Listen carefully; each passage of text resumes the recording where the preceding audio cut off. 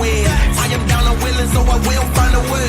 It took a minute, now it didn't happen right away. When it get hot in the kitchen, you decide to stay. That's how it winners made. Stick a fork in the hater on my dinner plate. I walk into the fire like it's just a bit of flame. I switch my style up, watch the money pile up. I'ma get rich or die trying. What is going on, everybody? Welcome to the Clydesdale Media Podcast, where we are featuring the athletes of the 2024 Legends Masters CrossFit Games. And I have with me a dear friend. We've met 4 years ago, and I love getting to chat with her every time. But she's also a living legend in this sport. This is her 6th CrossFit Games. Kelly Friel. Hello. How you doing? I'm very well, thank you. How are you? Good. And so it has been, we first met, I think you had just won silver. Yes. Yeah. And then ever since we met, it's been nothing but gold. You were obviously like my lucky charm that year. Yeah. So I joked with you back then that you had started your career just like Tia and Matt. Mm-hmm. You started with 2 silvers, and then you were just going to start ringing some gold. And you were like, hold on, I've got to age up. We can't count the chickens and blah, blah, blah. But you have held that all along. You started 2 silvers in 18 and 19. 21, we missed 2020. 21, yes. You first, 22 first, 23 first. Yeah. So you were also one of the most humble people I've ever met.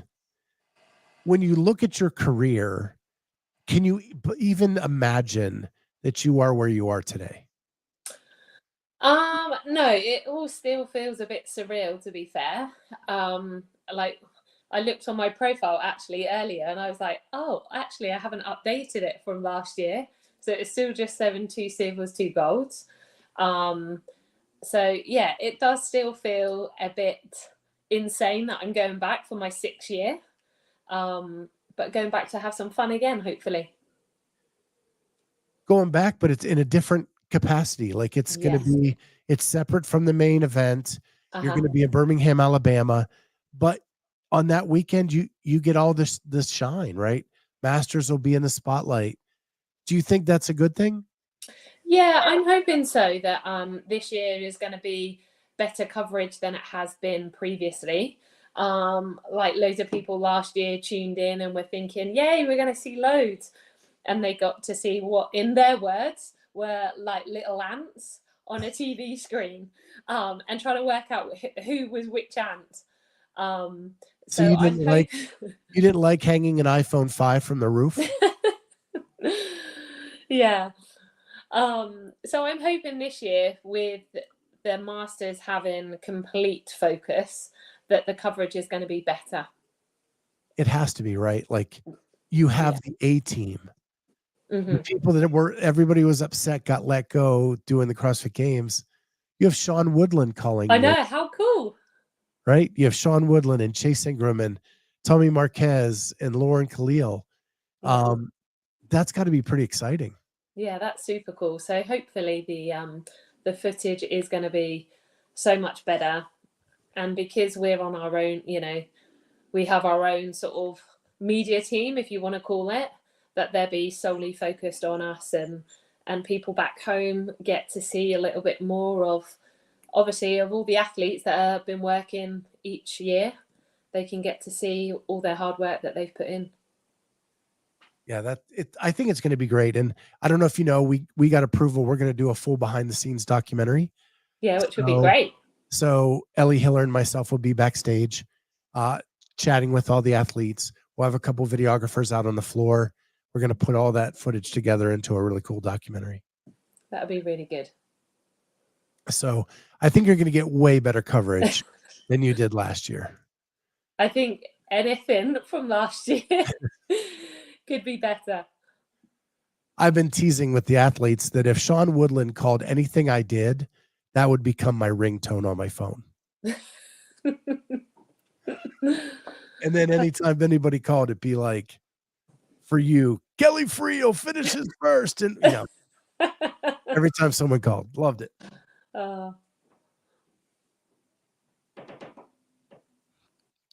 Excuse me. I have to go for an allergy test next week, and I have to stop taking allergy meds.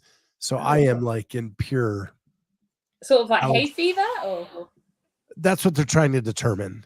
We can't determine what I'm allergic to, so I have to stop taking everything and then go get tested to see what I am allergic to, and then they can give me the right medication to take to hit that. So right now I'm just in like pure hell trying to get to that test. Andrew Sten, who is actually part of the Legends team, I can confirm the coverage will be way better. In capitals, way better. Awesome. Way better. So in years past, we've talked, and you always seem to like do something silly and get a nick or a bruise or a twist. How are we doing this season? Are you trying to say I'm clumsy?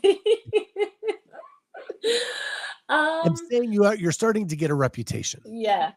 Let's just say the semi-finals didn't go, let's say, smoothly. 2 days before, so on the Monday, I went in for training, felt okay, was coaching, and then went in to do some front squats. And the first time in the bottom of a squat, I was like, oh, that doesn't feel quite right.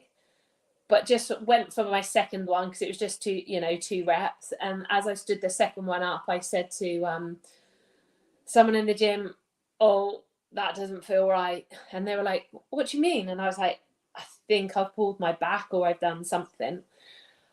And yeah, basically I couldn't put my socks on. I couldn't bend over. I couldn't roll out of bed.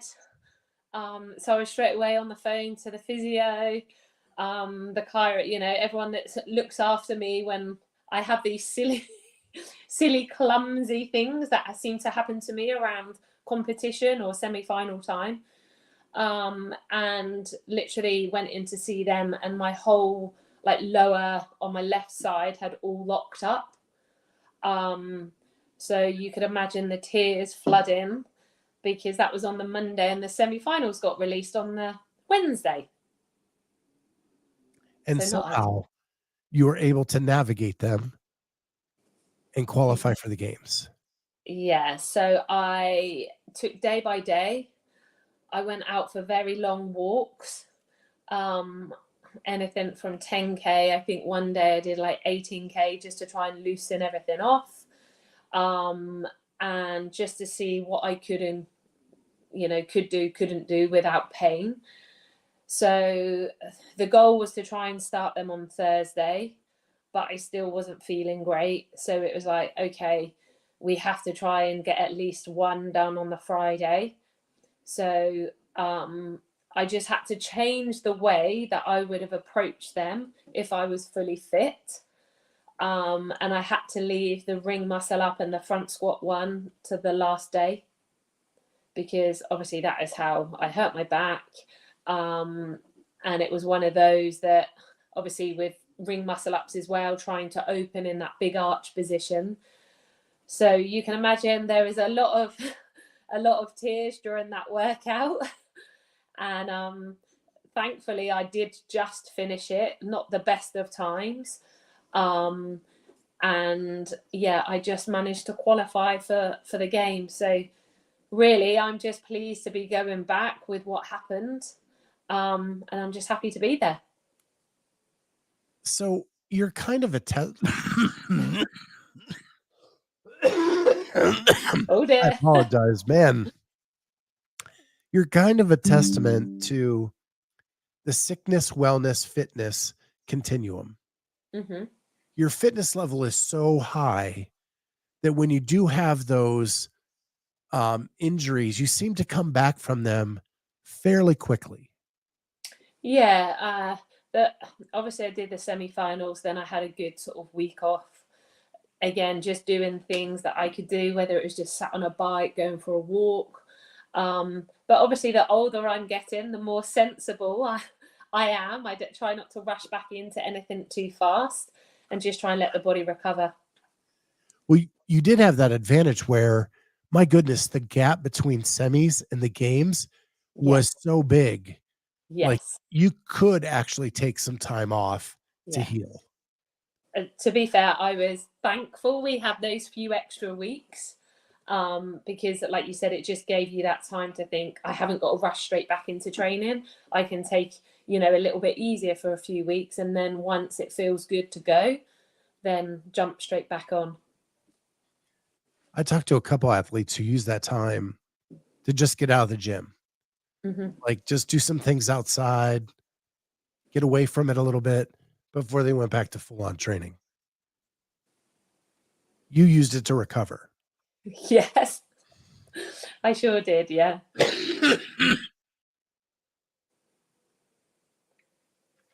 Man, I'm having a tough day. You are. So the other thing I wanted to talk to you about is you've been a coach. You have, like, my gosh, the list of credentials you have is so much. With the level of athlete you are today, do you have time to coach? Yes. Yeah. I love coaching. I love sharing my knowledge with other members. I do a few PTs as well. And that's, again, a variation of ages. My oldest member at the moment is 62, and he comes from a running background rather than a CrossFit related background. But he's very keen to learn a wall walk, a rope climb, and I think it's just because he can go, yeah, do you know what? I can rope climb, I can do a wall walk, I can snatch, and so I love trying to share what I've learned over the years with others. And the reason I ask this is, if people don't know, you didn't have an athletic background before CrossFit. No, I didn't have let's say, a professional sport. I always loved sport, but I was never a gymnast or a swimmer or a runner. I didn't have anything like that I got my teeth into, but I always loved just getting involved in any sport. Do you think that makes you a better coach because you had to kind of learn everything from the beginning? Yeah, I guess so. Yeah, because some people come in now and say, "Oh my God, you must have been able to do a pull up, for years." And I said, actually, when I started CrossFit, I couldn't pull my body weight. I had to start with bands or assisted or negatives. And they were like, really? And I'm like, yeah, we all start, we've all started somewhere.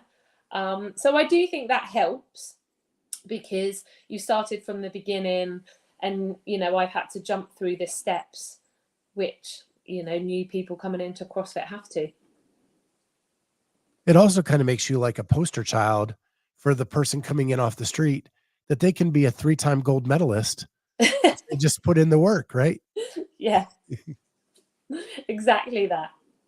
Exactly that. Yeah. Anyone can do that. What of all this is your 6th time going to the games. What is your favorite memory from the first 5? My favorite memory is most probably got to be last year. And that's winning, because I had my dad, my daughter, and my husband there. And my dad has never seen me compete on a competition floor before. That's right. So yeah. Did he get to sit down by the finish line? He did on a couple, but I think on the last workout, him and my husband sort of sat a little bit higher, so they weren't in my eye view. But once the 3-2-1 goes and you're off down your lane, you sort of do notice a few people, but I wouldn't have noticed where they were sat during the last workout anyway. I did see them on the ski, the bike, and the double under one. And I remember sitting on the bike and I looked up and my husband's waving. And afterwards he was like, "Why don't you wave back?" And I was like, A little busy. yeah, I was like, oh, I was a bit busy. So when I was talking to Haley Mario, she talked about how early in her career, she didn't have that person waiting at the end of the lane for her. Mm-hmm. And when she got that person, it changed everything for her. Like, what does that mean to you? What, having the people there to support? Yeah. It is really nice, especially because they can celebrate with you. On one of the workouts, my daughter was sat on the finish line, so we got to high five, and it's great just seeing familiar faces in the crowd as well. I can imagine that'd be really cool. Yeah. I know, like, for me in Madison, when I would go into the bottom of the arena and just seeing anybody that I knew, like, just would make me feel comfortable, right? Whether it be you or Rudy Berger or any of my friends down there, it just made me feel comfortable. So I can imagine if I saw my family member, how much calmer that would make me feel. Yeah. So, so with the new format, are you you getting 10 events is what I've heard. Yeah, right? 10 events. And is that more than last year? I think it was 8 or 9, right? Yeah, I think did we have 8? I think it was something like that. It was definitely less because we were only over 3 days, as this year we've got 4 days. It seems like it keeps getting cut more and more. Yeah, it's the workout timings. We've been given like a gauge, and I think the longest is possibly 16 or 18 minutes, and the shortest is 2 or 3 minutes. That's gonna hurt. The 3 minute, I keep racking my brains. What could that be for 3 minutes? Whatever it is, it's going to hurt. Yeah. You're more of a power output athlete, even though you've gotten better all around. Are you glad that they're all under 18 minutes? To be fair, I'd have liked a bit of a longer chipper. I do like a good sort of 25-30 minute chipper. And I can't remember on the Northfield last year, you know, the one that we had to run down with the sandbags, pop them on the pig, burpee over, and then that was quite a long one. And it was sled push, right? At the end. Yeah. I made a reel of you with that. Yeah, that's the one. That's the one. Yeah, that was a great one. So that was sort of just like a long, grindy workout. I'm going to ask you a weird question. I know you're humble, so you're probably not going to answer it, but I went back and I don't know where it even came from, but I could watch your final event last year, and it wasn't the iPhone 5. It was actually good footage.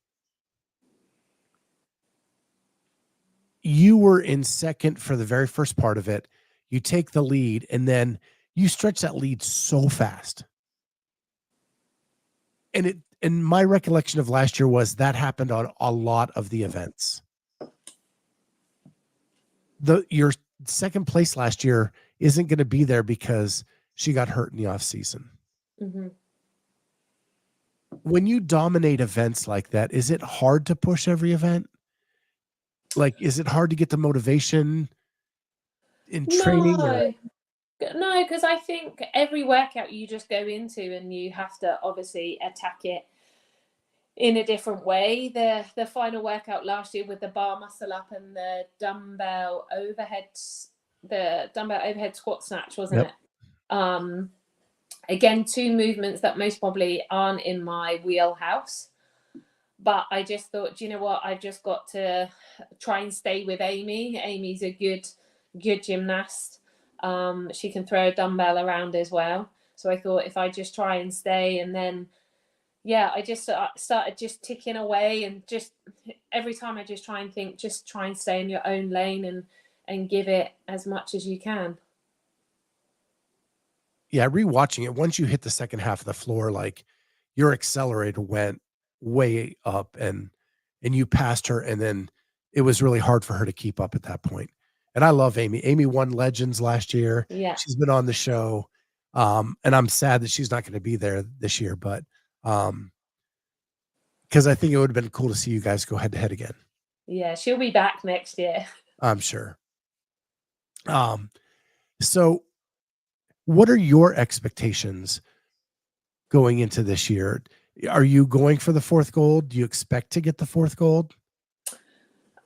Do you know what? I said if I make podium, I would be happy just after, you know, what happened just before semi-finals with my back. You know, we all said, I just want to go and have fun and enjoy every minute like I have done every year. And whatever happens, you know, when I'm out there, if I can make podium, a bonus. I know my coach will most probably say something different, but yeah, I just want to go out, experience the new setup. I think it's going to be quite different because there's going to be 40 of us in a group. So I think, from what I gather, I think there's going to be heats of 20. So quite big heats. I will be in the second heat because I qualified, I think, in 23rd.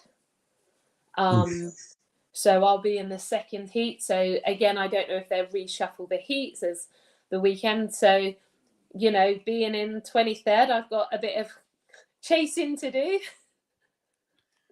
Does that add motivation to you though? Because now, you know, like, just to get in the next heat, you're going to have to, it's not just the people you're going up against. You have to be better than most of the next heat to make sure you're in that heat. Yeah. And I think, again, when you watch like semi-finals, like when I watched the European semi-finals, it's like the people that are in the second heat have to push and give it as much as they've got, if not a little bit more, because they don't know what the people in the next heat are going to do.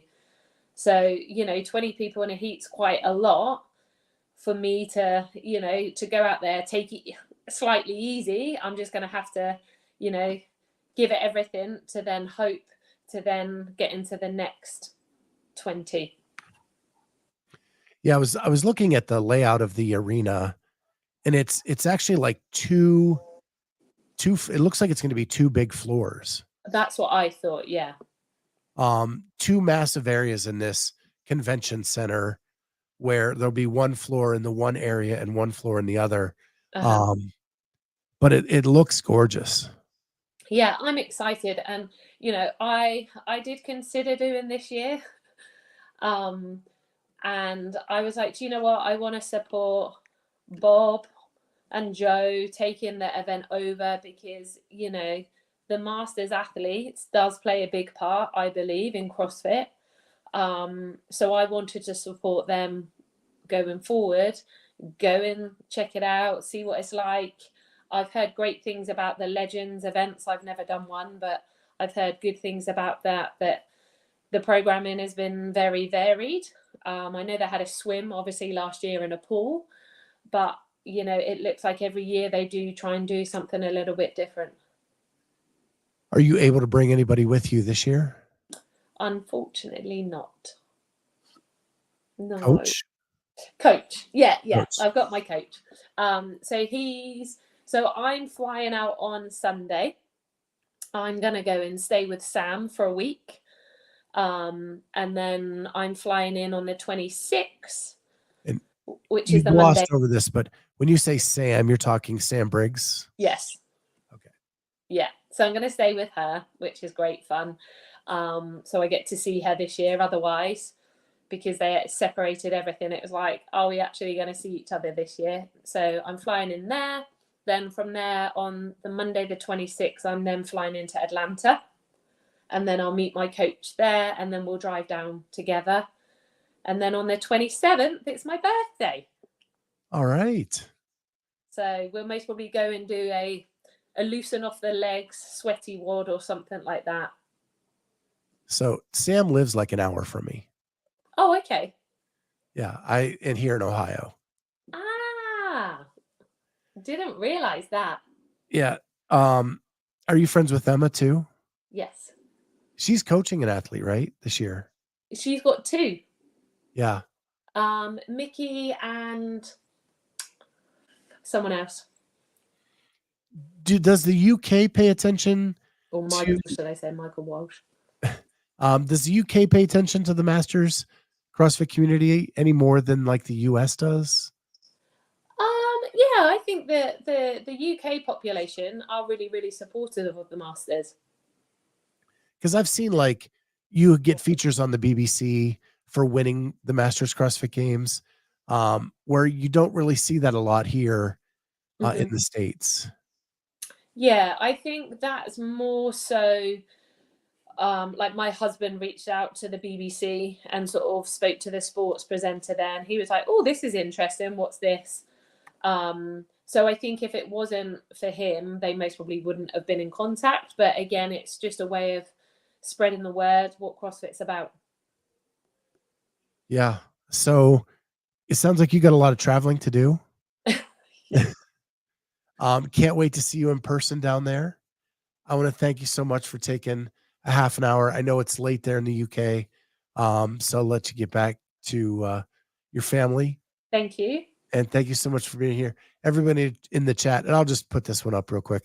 Corey Leonard said, I could listen to Kelly speak all day. Such a soothing accent.